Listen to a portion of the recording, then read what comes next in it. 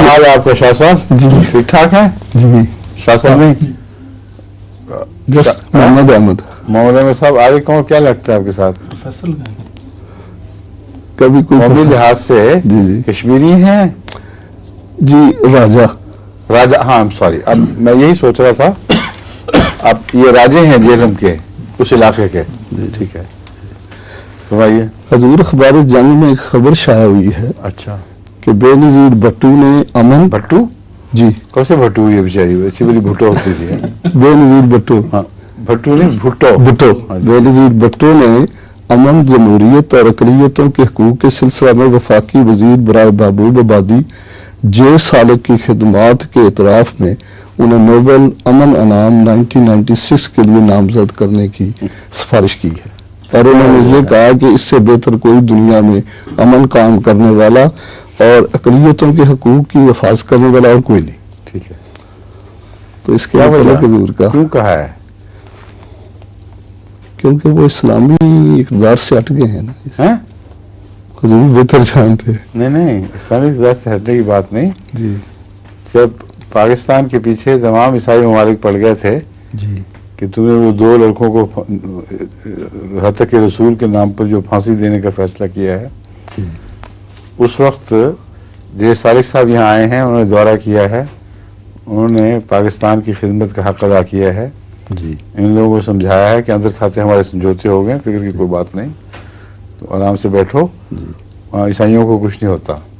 جی تو یہ ہے عظیم انسانی خدمت جی جو انہوں نے سر انجام دی.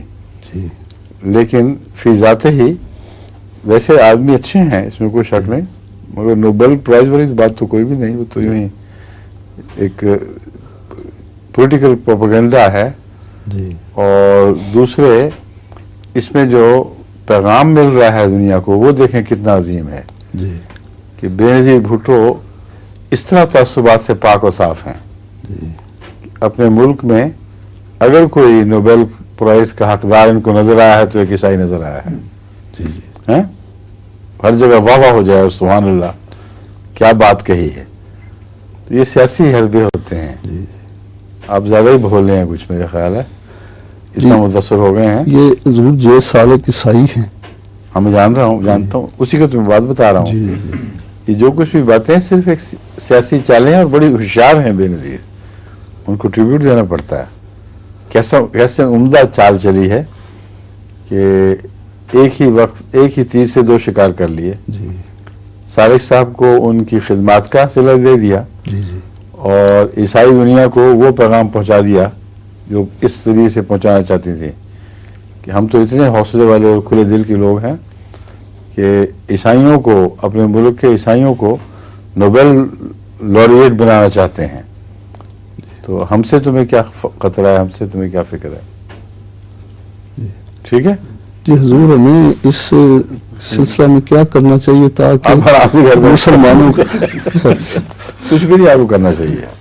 یہ مسلمانوں کو پتہ تو لگنا چاہیے ضرور کہ یہ ایک عیسائی کو ریکمینڈ کر رہی پھر ہے. کیا ہو گیا؟ ایسا بری بات ہے؟ مسلمانوں کو پتا نہیں ہے؟ اول تو پہلے ہی پتا، آپ کے بتانے سے پتا چلے گا. جی آپ کو جو جوش آیا ہوا ہے نا کہ کیوں عیسائی کو ریکمینڈ کی ہے، یہ غلط ہے.